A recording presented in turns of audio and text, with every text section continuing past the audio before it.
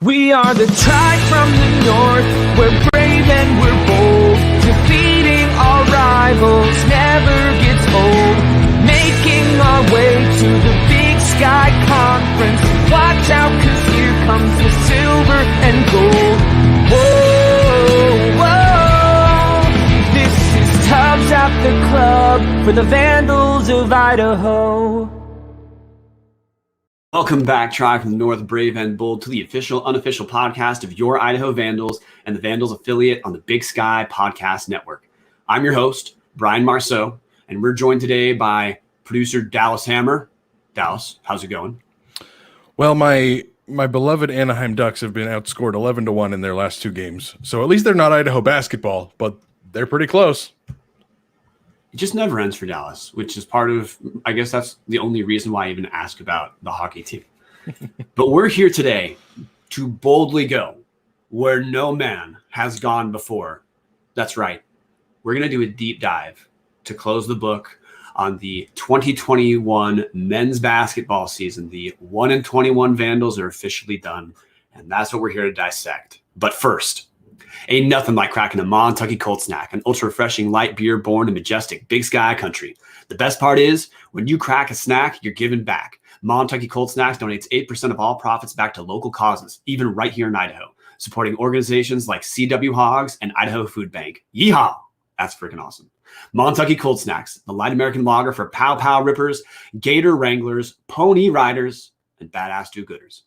Visit MontuckyColdSnacks.com today to find out how to get your ass some snacks. Around the Bar Time, Dallas, brought to us by Hughes River Expedition.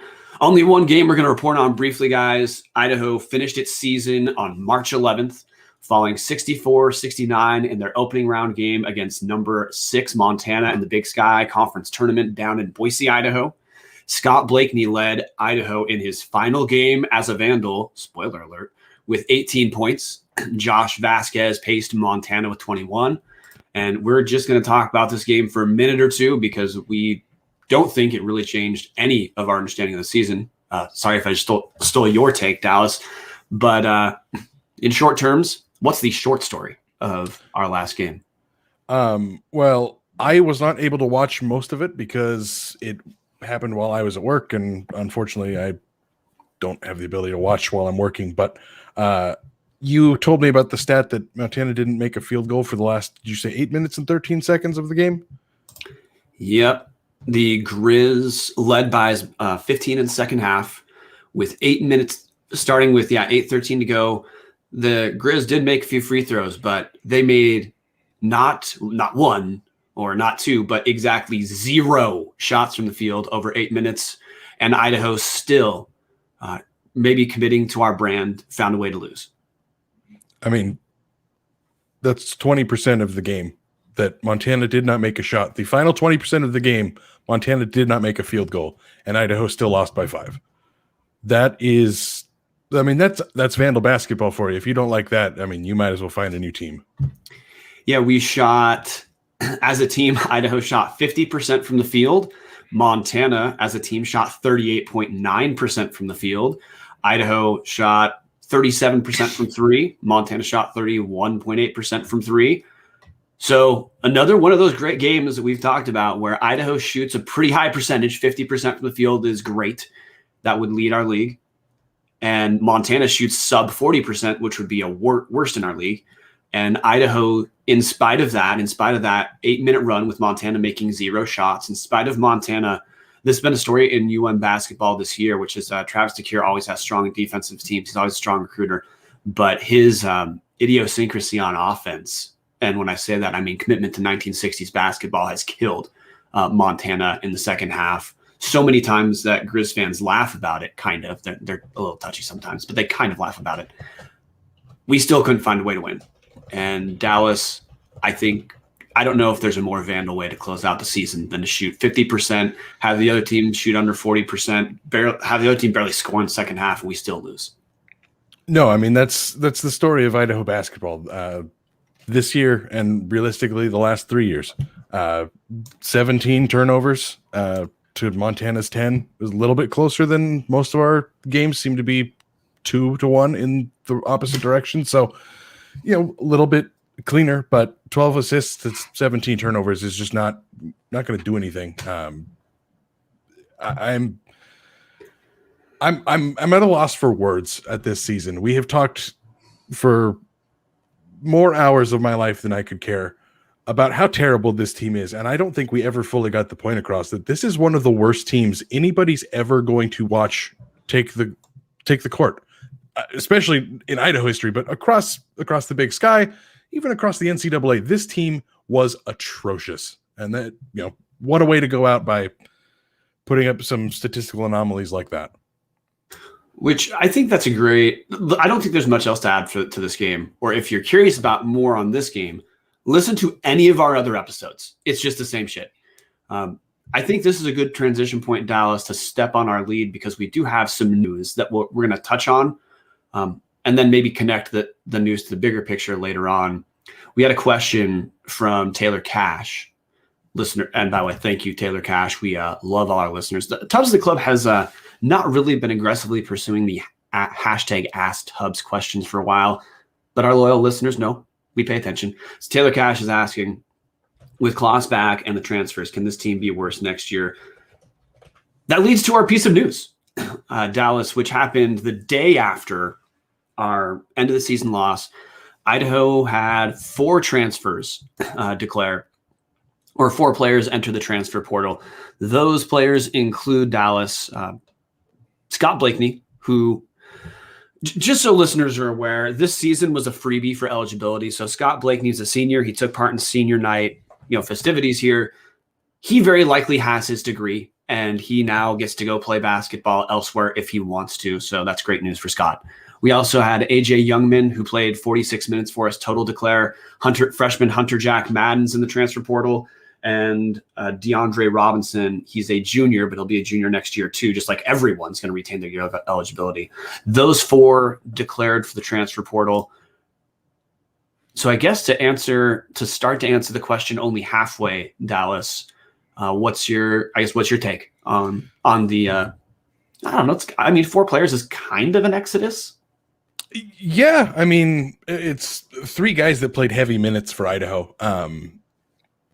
And I don't really know how to answer this because the way I tweeted about it when I first found the news was, on one hand, these guys played a lot of minutes for this team, and that's going to be hard to replace. On the other hand, they played a lot for a team that won 1 game all season and needed sheer dumb luck to do it. So realistically, it's not like they're going to get replaced by guys that are a whole lot worse. I try to look up some advanced statistics for different things.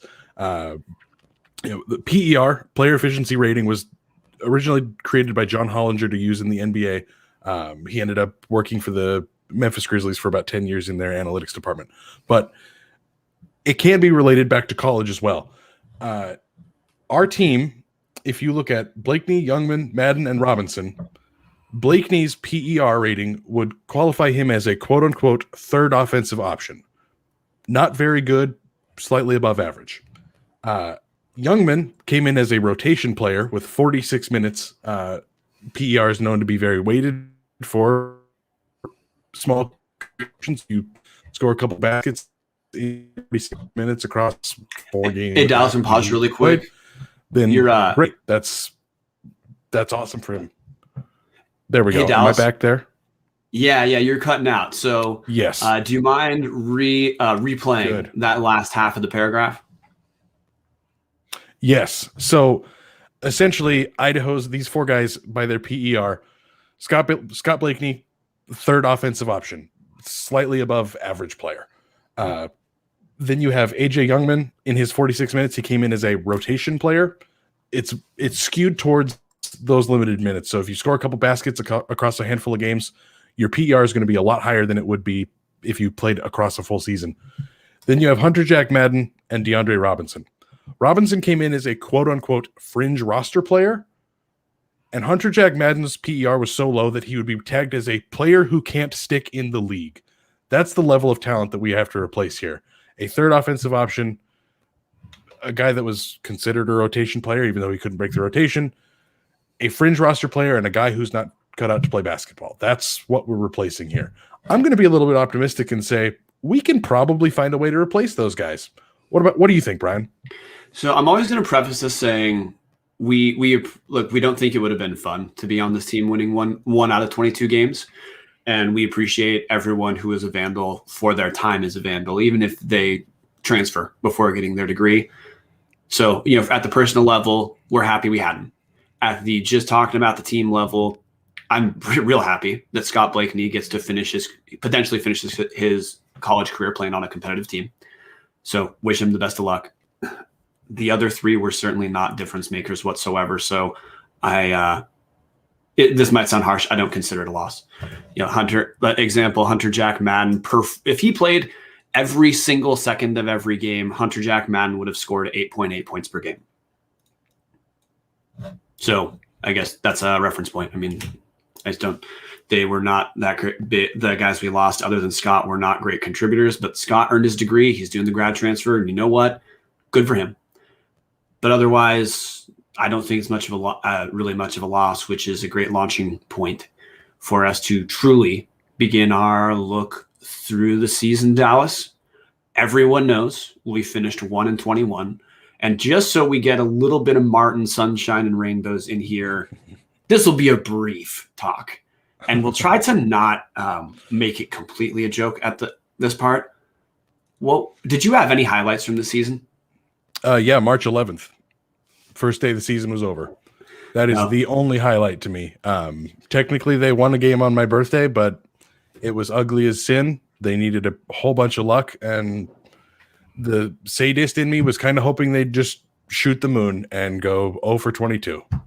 Let's pretend, just for a second, Dallas, I'm going to throw it right back to you.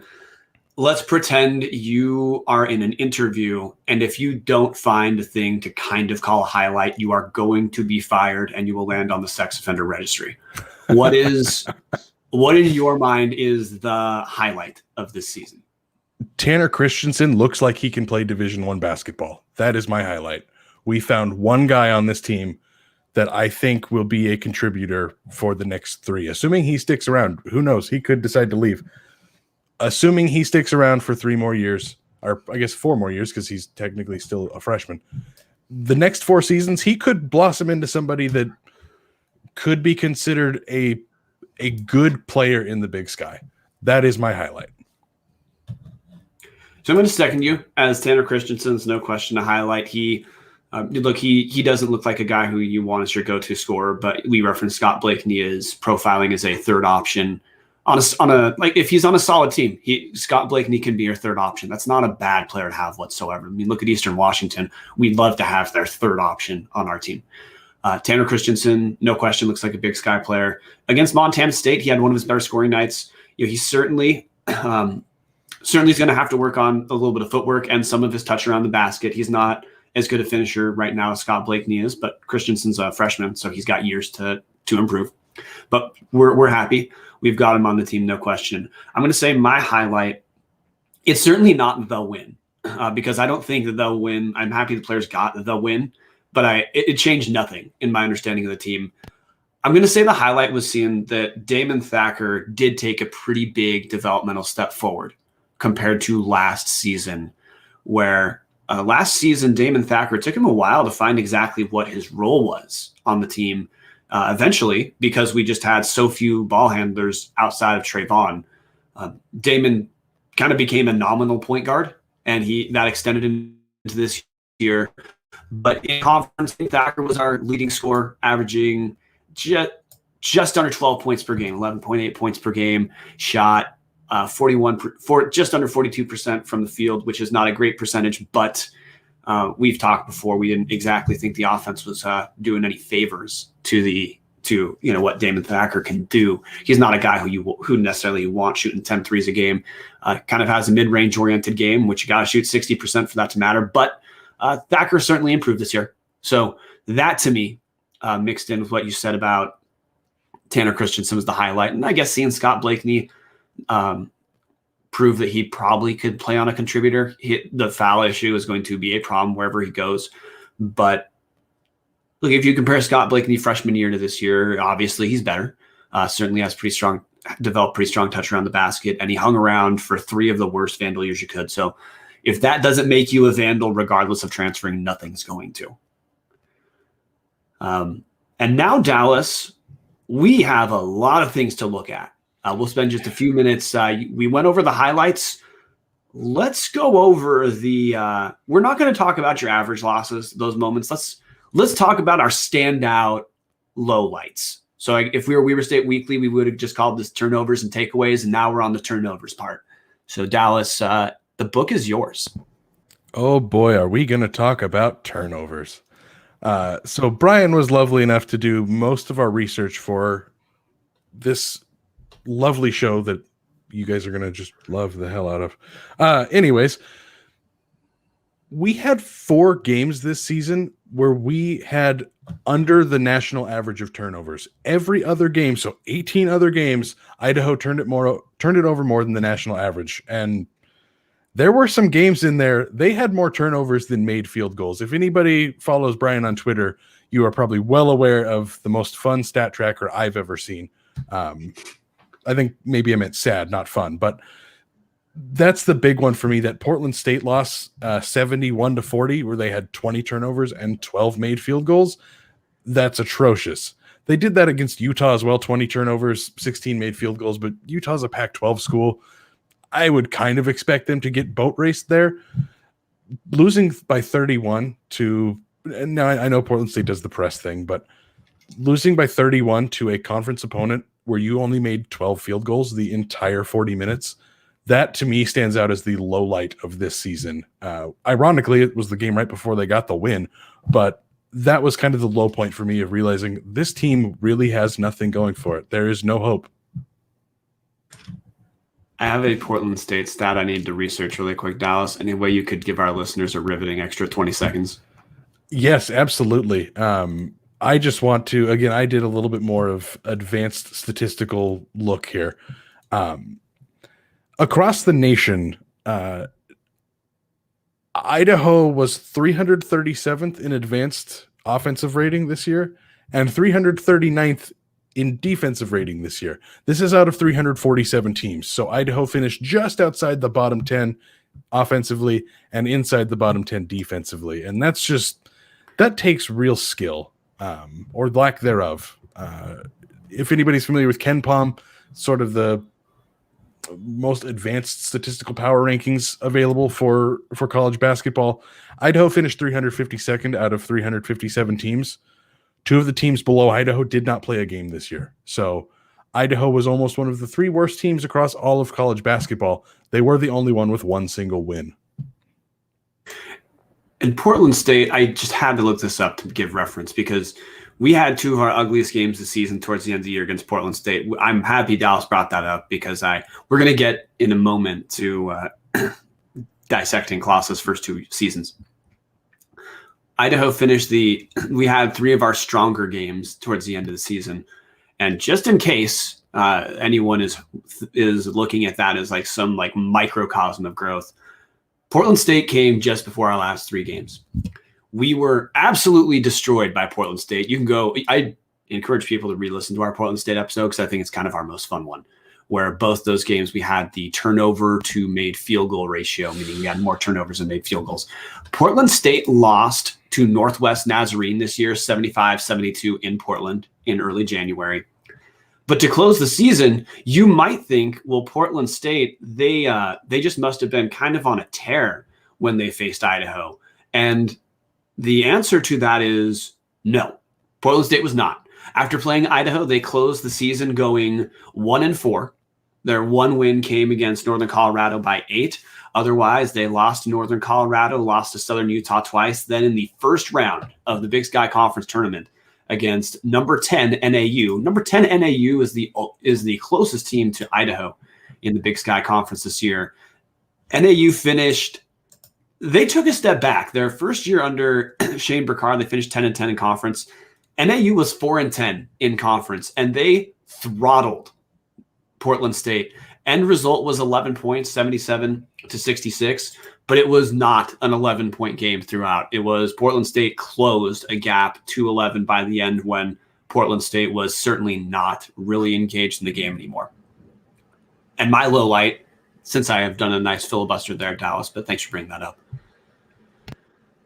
There's so many to pick from. To me, the wheels falling off.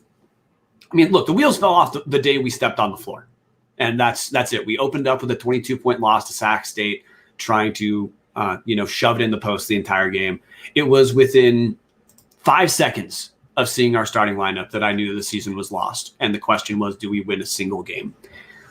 To me, kind of the crescendo that I'm going to look at is when, oh, good Lord, it's got to be the Southern Utah loss. When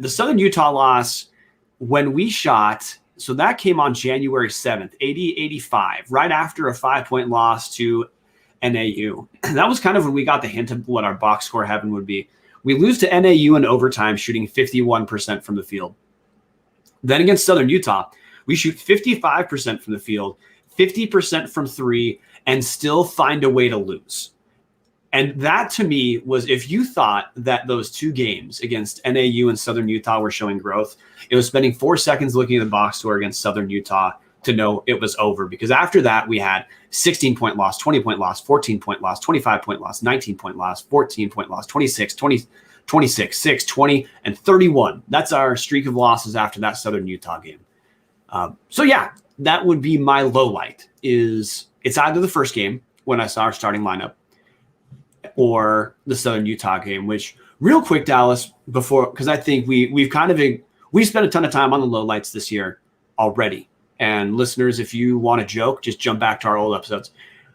I have a question for you about the first game, which is, I know it's easy for us to say this at the end, having seen all the games and how we finished. You watched the first game as well, correct? I did, yes, unfortunately. What was your take on the team 4 minutes into that game? I'm going to give a quick 10-second pause for anybody that's listening to this with children. This is about to get really profane. We'll give it another 5 seconds here. Holy fucking shit.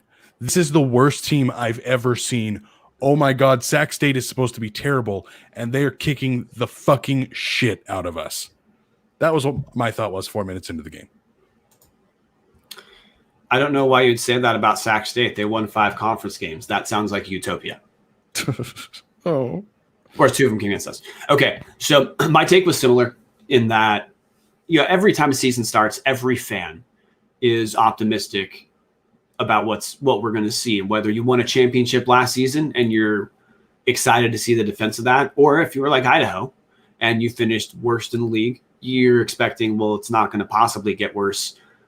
4 minutes into Sac State, in my head, the question was, do I actually root for Idaho to win any games? Because I just don't think we have what it takes with our guy at the helm, which is our great transition to the second part of Taylor Cash's question. And what I think is really worth spending time going over, just so people are clear on where we're at. Zac Claus, end of season 2 report.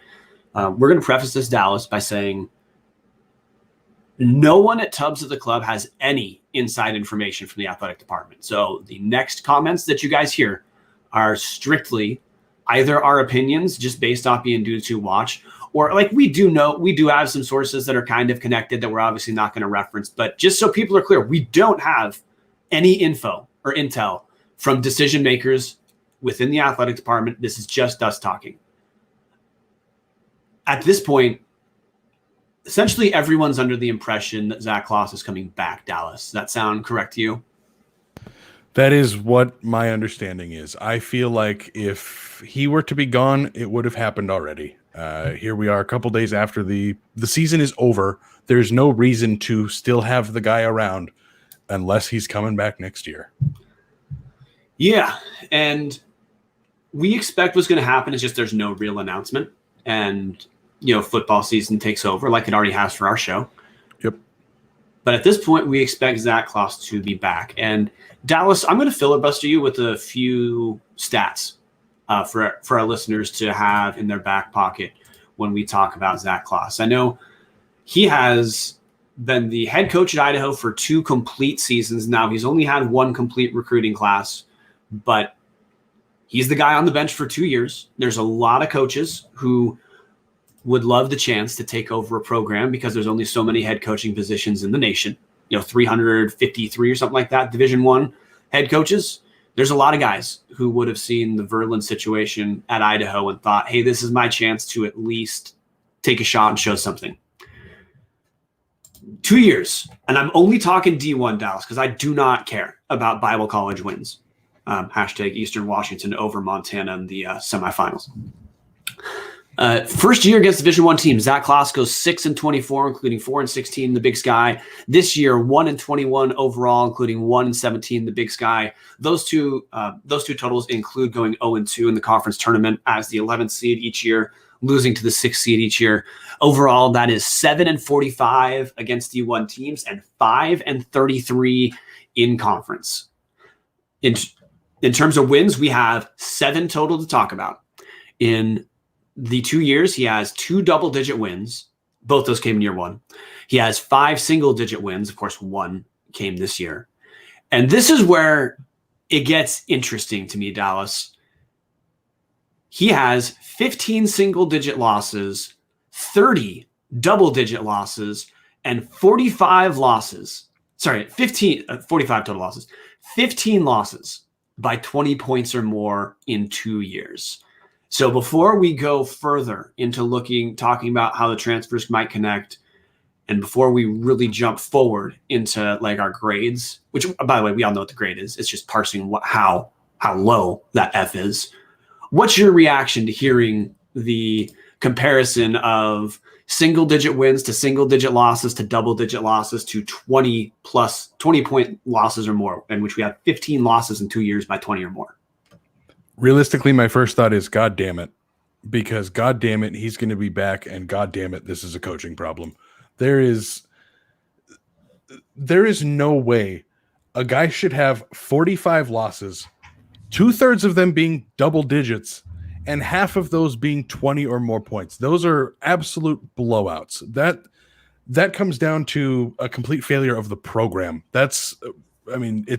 I think it's mostly on the coaching, but there's obviously no real talent here. I know that sounds harsh. And again, as we've said before, any of these guys could step on a court against Brian and I, and it would be an absolute bloodbath. And against a normal human being, these guys are fantastic athletes. But when it comes to Division I basketball, we are severely outmanned, severely outgunned, and we don't have the right guy steering the ship. And that's what I think when I see that there's been 30 double-digit losses in 2 years, with 15 of those being 20 points or more. That is a complete organizational failure from top down. Yeah, we had 5 total single-digit losses this year, and we'll spend more time talking about this year. We just wanted to make sure everyone knew what the totality of his resume is. This season alone, guys, 5 single-digit losses. We already know there's 1 single-digit win. We had 8 losses by between 10 and 19 points, 6 losses by between 20 and 29 points, 2 by between 30 and 39 points. So if you're keeping track, that is 16 of our 21 losses this year were by 10 or more. And by the way, the losses in that 10-point category most of them were above 13. So if you think 10 is kind of competitive, just full disclosure, the overwhelming majority of those 10 and 19-point losses, of which there were 8, were by more than exactly 10. We had 2 exactly 10-point losses this season. So first question, I guess, if we're going over grades, and then again, we know the answer, but we got to ask question anyway. We had growth this year, Dallas, but I don't think it's in the way it's supposed to be. Oh, I lost you there for a minute, Brian. Can you say that again for us? Yeah. Sorry to ask a couple questions. You just have to while trying to make an opinion or statement about where we are. We had some growth this year, or I don't know if growth is at the literal level correct term, but we had a progression this year. It just wasn't in the right direction. Yeah, it was absolutely negative growth, if that's a thing. It's got to calm myself before I start screaming into the microphone, because it just drives me nuts reading these stats. I pulled a bunch of just where Idaho landed statistically across the 347 teams tracked by sportsreference.com. 342nd in points per game, 338th in rebounding, 302nd in free throw attempts, 333rd in 3-point attempts, 331st in field goals made, 343rd in field goals attempted. And then defensively, the numbers are just as bad. That is absolutely worse than it was the previous year. The previous year was at least bad, but we had Trayvon Allen and it was a little bit fun. And, the defensively, they weren't quite as bad. Last year, their defensive rating was 305th out of 353 teams. So a little bit better. I mean, not great, but still somewhat better. But any advanced statistic, if you look it up, Idaho was considerably worse this year than they were last year. I'm talking about that offensive and defensive rating a lot. Offensively last year, offensively this year, 89.5, defensively 112. Offensively last year, I'm struggling. Last year, offensively 93.8, defensively 104.7. So a 4-point swing in the offensive rating downward and an 8-point swing downward in the defensive rating. That's pretty goddamn terrible. Yeah, and as a reference point too, just to give you a few more simple stats, Idaho finished with the second worst scoring margin in conference play in the 21st century. We closed the year at negative 15.7, so we lost games on average by just under 16 points per game. The team that finished ahead of us or behind us is 08-09 Sac State, who went 1-15 in conference. They had a scoring margin negative 16.4. So we finished 1-17 in conference, slightly worse, but just because we also did play a couple more conference games. So we're in the battle for worst team of the 21st century. We unequivocally have a stranglehold of the worst run of the 21st century. From 2018 through 2021, where we finished last all 3 years, and our scoring margin was the worst all 3 years at negative 14.2 in Verlin's last year, negative 10.1 last year, negative 15.7 this year. And just a quick run through a few stats, conference only, just to compare us to compare the bottom to the top of the conference. Idaho had the worst scoring offense at just under 62. Eastern led the league at just under 83. So that's a 21-point difference between the bottom scoring team in Eastern Washington. We had the worst scoring defense in the league as well at 77.6. The best scoring defense was Idaho State at 62.7. So that's a 15-point gap. Already covered worst scoring margin, where the next closest team was negative 8.4, so around half of what we were at. We were the third worst field goal percentage defensive team, so I guess that's a minor victory. We were the worst 3-point field goal percentage defense, which is kind of the big one, allowing teams to shoot 39.5%. The best was Northern Colorado at allowing 28%. That's a huge swing. We had the second worst rebounding margin. We had the third lowest steals, but that's not a big deal. We had the worst turnover margin at negative 4.56, which was more than double the next closest team of Idaho State at negative 2. And the leader in the league was Portland State at positive 3. So that's a 7.5 turnover swing between us and the top of the league in turnovers. I can keep going, but you guys get the point. If there's a stat that mattered, if we weren't the worst, we were in the bottom 3. That is exactly where we are. And like Dallas brought up, 7 conference wins in 3 seasons, 10 Division I wins in 3 years. So I guess, but I mean, we're trying not to be gratuitous here. What we're trying to do is give listeners an understanding of exactly how bad we are. Because if people aren't talking about that, there's nothing to talk about with this team. So Dallas, we already established that there's not growth we've seen. Were there any sort of intangible moments during the game that you think listeners should hold on to as, hey, these kind of stand out about why this will turn around? Or do you also have the inverse of those moments where gives you faith that we're just at the wrong place right now? I unfortunately am at the inverse. I do not have any faith right now. I do not think there's going to be any sort of turnover or turnaround until there is complete turnover.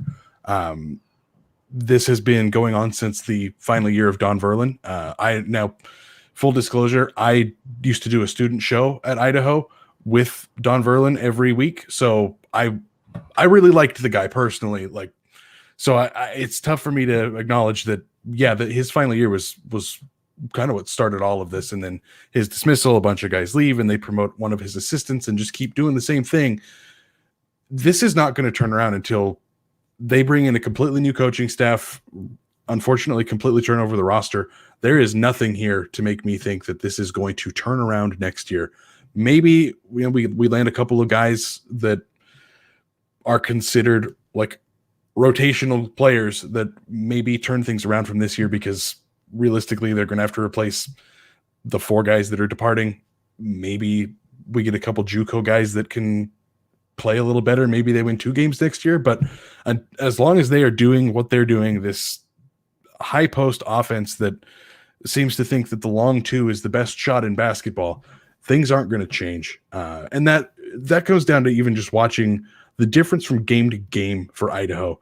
The Idaho State game they almost won, that they ended up losing in overtime, was the slowest game of basketball I think I've ever seen in my entire life. And it wasn't an outright omission because he didn't say it, but it seemed like it was Zac Claus admitting, I have to find a way to get a win, and I'm going to completely deviate from everything that I'm doing game in and game out just to try to scratch out a win, because I don't think he knows what he's doing. It's really harsh, but that's what I feel. Just looking at these stats and looking at just how historically terrible this team is, and that it's been going on for 3 years. There are other schools that have been able to turn things around in a year or two. We're 2 years of this guy, and it's only going farther downhill. Yeah, we have to bring up that comparison, Dallas, where I don't think either of us, because we're trying, let's just say for a second, hey, what would have been a metric we were okay with this year? I would say flirting with 500, even if we're a little bit below.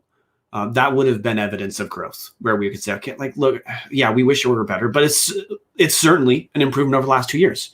If we were there, I think both of us would look. We might still be a little bit reluctant to be given enthusiastic endorsement, but you would objectively say, look, that's growth, whether you like the guy or not. If we're around 500, that's growth. So you take your wins where you get them. We of course didn't get that, but the reason I bring that up is basketball is different than football, where football, like we didn't even talk about Paul Petrino as our reference point. Petrino, it took him 2 years to establish kind of a baseline for where he's at in football. And I would say he's mostly stayed there, but first 2 years, you just have to recruit a ton of guys in football to turn around an awful team. And that's what Paul Petrino walked into his first 2 years. That's why I will always say, no matter how critical you want to be at Petrino, don't touch the first 2 years. It's not his fault. He did what he could. He established a new baseline. You have to be fair.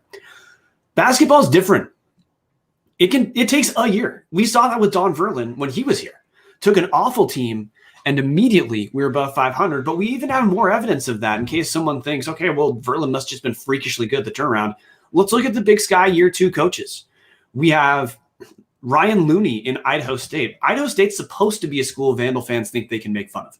Last year, first 2 years ago, so the year 1 of Zac Claus was year 1 of Ryan Looney. Idaho State finished 8-22, 4-16 in conference, tied with Idaho for worst in the league.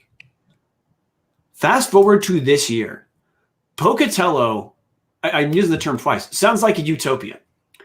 Idaho State finishes 8-16 in conference, 13-11 overall. I'm going to subtract about 5 wins from that because Idaho State played a ton of non-D1 games from their to fill out their schedule due to coronavirus cancellations.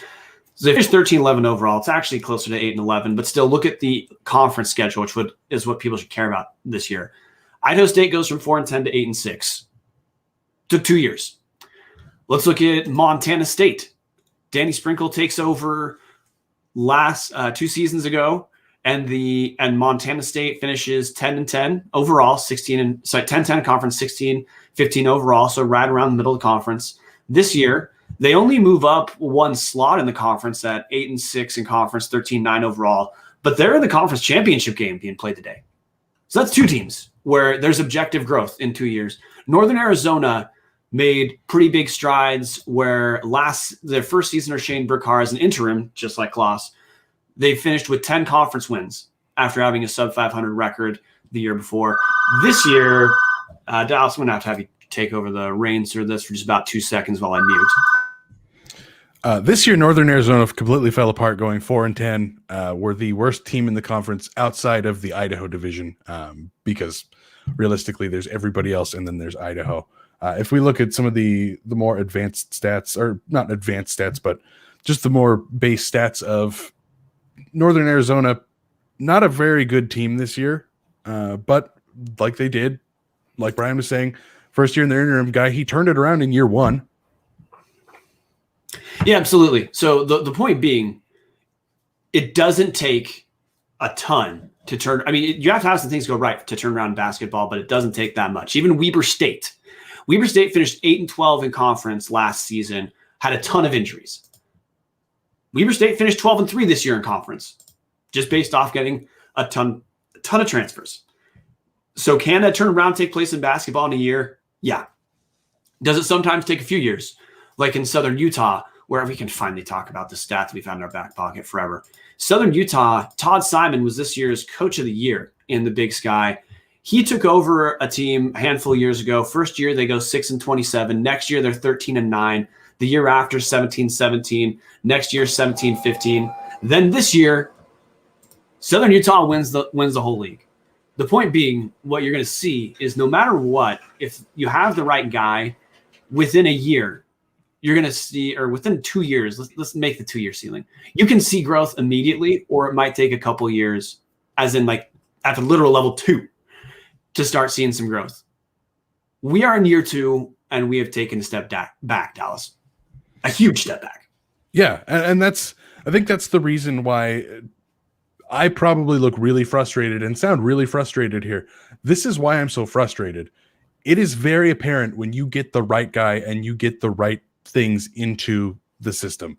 Nick Robinson's final year, they go 3-15 in conference, 6-24 overall. Next year, almost identical record with 3 extra losses in Todd Simon's first year. People weren't calling for his head, and then all of a sudden, they're 5-13 in conference, a little bit of improvement, but they start actually winning some more games. They go 13-19, and now here we are.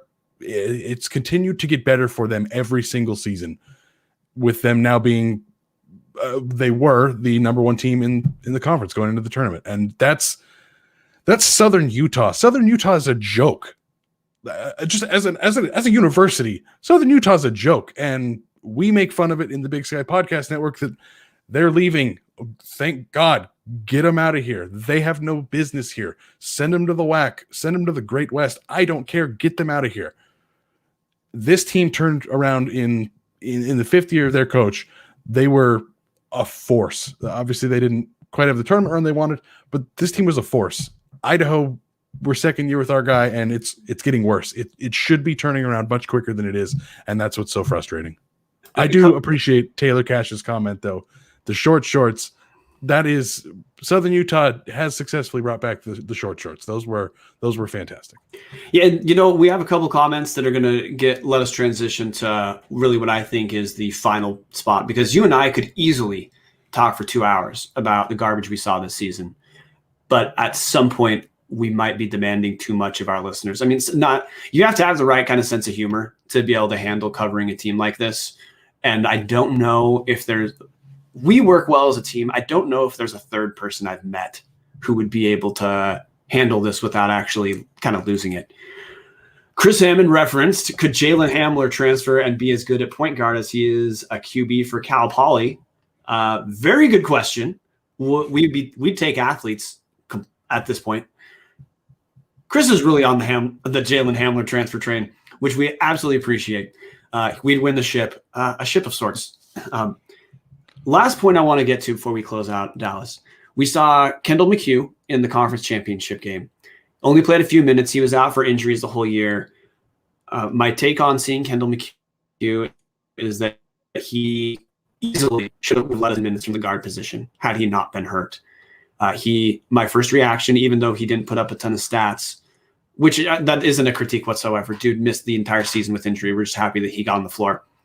He looked like an athlete, a Division I athlete, in a way that other guys did not, which is what brings us back to Taylor Cash's question. Hey, what about those transfers? Can it get worse? And our only shot at being okay next year, again, we have no inside intelligence, but every good source we've had in the past is telling us to expect Claus is going to be back. Those are not inside the athletic department, but we do have sources who've been accurate about stuff in the past. They're saying expect Zac Claus is back for next year. which means our only prayer is a complete roster overhaul of guys who we didn't see this year, who can step in and join Kendall Mchugh and join Tanner Christensen, and hope that just an influx of talent can transcend the coaching issues that we saw. Coaching issues including, look, we had some listeners tell us, like, hey, can you guys talk about how it doesn't seem like the team tries very hard on defense, or they don't seem to know where they should direct their energy on defense, which that happens all the time. We talk about with Idaho giving up most 3 attempts in the league and the most made 3 attempts in the league. That's a defensive strategy. If that happens one game, that's fine. That happens throughout an entire season. That is the correct landing point based off of ill-pointed compass or ill-calibrated compass. But really, we can talk the worst defensive team in the league, worst offensive team in the league. It doesn't matter what stat we talk about. We sucked. Our only turnaround is we need to get players who can transcend what we have at the coaching position right now. And when we have guys leave the program, we appreciate their time as a Vandal. But if we're going to get wins, it's from new guys, Dallas. And this is the most there's a duology to what I'm about to say here, where, and when you say duology, you mean duality, right? Yes, sorry, thank you. There's a duality of what I Boondock Saints there. I just don't know words. There's a duality to this statement. The barometer for what we're looking for in a transfer that can help this team is Division I athlete. You just said it there with Kendall Mchugh. Oh, he looks like he belongs here. Awesome. That's a really good sign that we can get better talent in here very quickly if we can find 4 Division I athletes in the transfer portal. But on the other foot, that shows just how far Idaho has fallen. If we are honestly looking at D1 athlete, get him on the court. If that is our barometer for improvement, that shows how far we have fallen. Yeah, absolutely. Like we could easily talk about this longer. But in short, if you're ecstatic that a guy looks like a D1 athlete, your program, whether it's D1 in name or not, is not a Division I program. We shouldn't be ecstatic about being competitive against teams that finish towards the middle of the pack in the Big Sky, or teams that finish in the bottom third of the Big Sky. We should not be happy about that, but that's where we were this year. So I guess, Dallas, that I lied. This is the actual question I have. You and I have a long time to recharge and also rethink covering Idaho basketball next year. We're not making decisions on air, of course. But I have a question for you. We're opening a new arena next year. We should be pretty dang excited about, because it's going to be the best arena in the conference.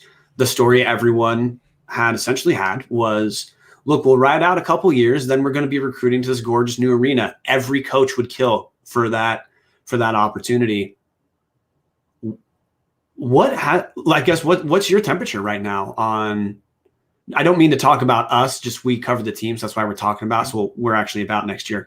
What's your temperature on next season right now? So it's funny you bring this up, because I went to both of the 2 spring football games that we've been able to go to. I've walked right past the new ICCU arena. It looks unbelievable from the outside. It's going to be incredible inside. It's going to be, honestly, like you said, the best place in the Big Sky to play and watch a game. For years, I have talked with my old roommate, a longtime Vandal supporter, Nick Wood. He and I made a pact. We were going to make sure we were going to do whatever we could to go see the first game there. And this was years ago when they were just talking about the development phase. I texted him about a month ago, "Hey, you still interested?" Not at all. And I think that says it all. You have people that don't even want to come see this new arena because of the dog shit team we're going to have in it. Luckily, there is a women's team. They are way better, way more fun, and that's actually what I'm looking forward to, is seeing the women play. But I know this is going to sound awful, and I don't mean it to, but men's basketball is usually a bigger draw than women's basketball. People should be excited to have the men's team playing in this arena, and right now, who cares? You're describing close to where I am, which is, in my head, one of the things that was important about doing the show this year was, look, no one else pays attention to Idaho basketball. other than us, there's essentially no one. So I thought it was worth documenting this year 2 under Zac Claus, because we knew when he was hired there was no progress. But I don't know how many Vandal fans actually were aware of the lack of progress we truly had. So I wanted to actually have someone with eyes on it this year. And what we saw was, of course, what anyone could easily have predicted after last season. I actually feel like a moron for even thinking there was a chance we were going to be flirting with marginal this year. But at this point, man, I'm in my head, I've said, you know what? I will go to when the arena opens for John Newley's team. Women who they just made the conference final, Big Sky Conference tournament, lost to Idaho State, very good Idaho State game. We were also down 2 of our 3 best players to coronavirus issues, but still, that's the team to be excited about as far as results. But for me, I mean, I'll probably be back next year to cover basketball because I love basketball and I'm a stakeholder in Big Sky basketball. And I think people like having some eyes on it, but I'm going to be having to talk myself into it, because at this point, we'll have to just have a completely different roster for there to be any reasonable excitement. Otherwise, you and I will likely, if we're doing it, we'll be starting at, okay, have we found a new bottom, guys? That's the question of 2021-22. So if a fan were to ask me, hey, Brian, can you sell me on Idaho basketball in the new arena? My answer is the same as yours. My answer is, yeah, we have a really fun women's team. Watch them. Great coach, great women on the team, all conference talent. Play a fun style, outside in, which is a modern basketball style. They actually have a lot of very inventive motions on their offense. Mm-hmm. Pay attention to that team. But there are typically more eyes on the men's team, and I can't sell anyone on being excited for next year, even though we have a new arena that's been 50 years in the making. That's generations of Vandals have tried and donated to try to get this arena to happen. It's there, and still, I can't sell you on being excited for the next season, Dallas. No, not at all. And I want to preface all of this with, I would be so happy to be right. I would be so happy to be wrong about any of this. I would love for Idaho to make that turnaround. You know, we spent a while talking about the turnaround a coach can make in 2 years. I would love for, Claus is just 1 year behind, and year 3 is going to be sunshine and rainbows coming out of everybody's asses. I hope that's what happens. I have not seen anything that makes me believe that's going to happen, and that's what's so frustrating about it. That's why I can't put anything. We see here's Martin Heemstra, hashtag hot take Heemstra jumping in. They are pretty good, I've heard. I assume he's talking about the women's team, because I don't think the term pretty good has gone with this men's team for at least 3 seasons. So with that, Dallas, I think we can call this book closed. Do you have any final hot takes or that we haven't touched on yet, or any subject you think we haven't touched on that, look, we're going to quit talking about this basketball team for good after this? Any final words? Hot take. You and I are going to do this again next year. We're going to see a handful of transfers. We're going to go into the first game thinking, hey, there's a shot. They might not be absolute terrible. They might just be kind of bad. And that's going to go right out the window in the first 5 minutes of the game. That's my hot take. I think the entire story of next season is not if, but when do we get the coaching change, which was kind of the story for the end of this season, which we expect to get no news on. But I think that's what the intrigue is next year, is if we happen to get a turnaround, that's great. And Vandal fans got to be happy about it. But realistically, the only intrigue in my mind right now is on what day do we find out that we are in transition again, that we've delayed. I mean, we don't know the ins and outs of why Claus was given the job. All we can do is take athletic director Terry Golick's words, which is she thought he was the right guy. I think the jury's in on that one. Love to have Terry Golick on the show. Would love to talk about basketball more. There's certainly no on-court evidence you could point to about progress. I know that there are academic issues in the team that Claus appears to have fixed, which is, hey, that matters. Mm-hmm.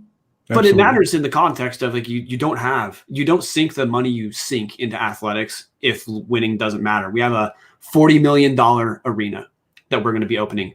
You can't tell me that it is the expense of a $40 million arena is justified if winning doesn't matter to some extent. We're not talking about winning championships every year. We're talking about having a competitive team that draws people to the University of Idaho. So at this point, jury is easiest question in the world. Was that a misfire? Duh.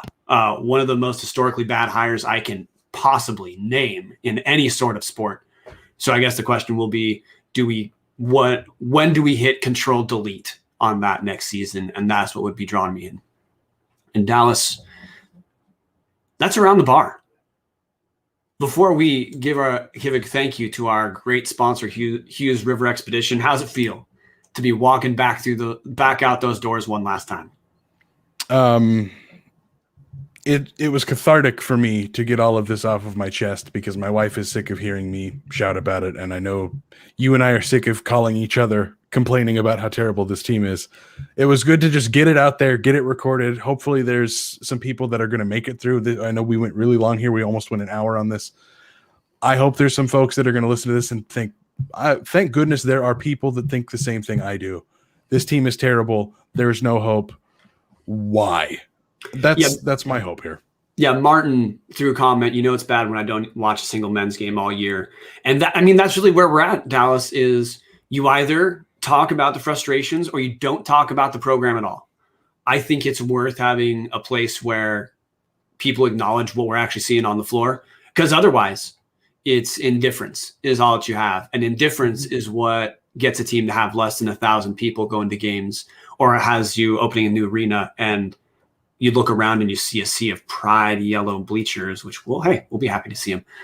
But I don't know, man. I love basketball. I'm a Big Sky basketball fan in a way I probably shouldn't be.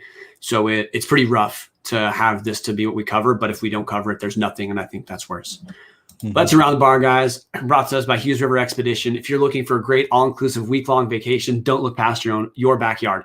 Venture into the largest protected wilderness in the continental United States, located right here, great state of Idaho. Enjoy a multi-day trip down the Middle Fork of the Salmon, the main Salmon River of no return, the Salmon River Canyons, or the Selway. You can even check out special trips like the one to see the Persei meteor shower. Camp on pristine beaches. Maybe that was the highlight that butchered ad read before. Run amazing whitewater, hike scenic trails, spot wildlife, soak in beautiful natural hot springs, take in the history along the river, and fish some of the most remote stretches of river in the country. You just bring your clothes and let HRE handle the rest. Hughes River Expeditions has been Vandal owned and operated since 1976 and ready to take you on a vacation of a lifetime. What are you waiting for? Find out what it's like to grab a paddle, catch dinner, and ride the bull all throughout the Gem State. Call them now at 800-262-1882 or check them out at hughesriver.com. In Dallas, it's that time again, man. We don't have any pristine beaches or pristine bitches to talk about anymore. It's time for the best band in all the land to play us out. Sound of Idaho. Go Vandals. Go Vandals.